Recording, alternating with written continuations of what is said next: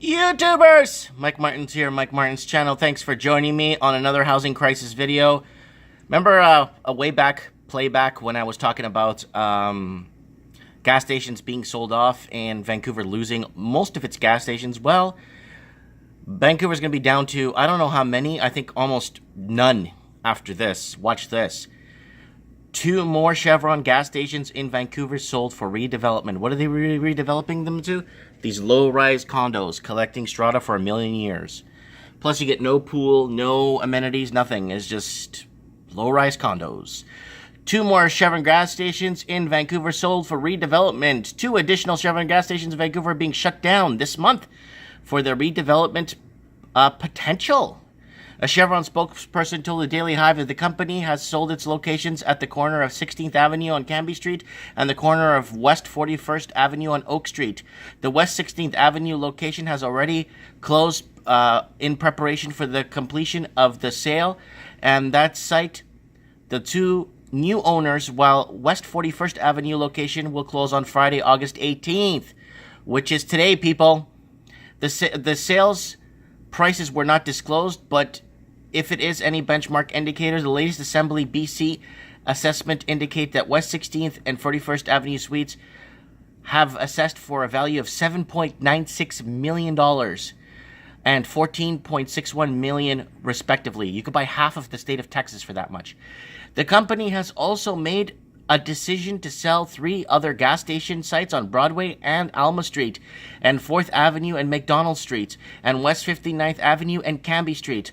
All 3 of these properties are still listed for sale and remain operational for now. Last year, Chevron closed 3 gas stations. That's the articles I read for you guys last year.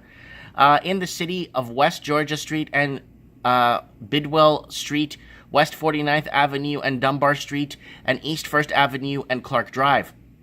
The West Georgia location, next to the White Spots, which will be redeveloped in the Cole Harbor neighborhood, was purchased by Anthem Properties for $72 million, while the Dunbar Street location in Vancouver West Side acquired by West Group Properties for $19 million. Okay, peeps. So people will be losing jobs. It's not much. I mean, gas stations hire anywhere from 8 to 12 people, depending on what hours they work.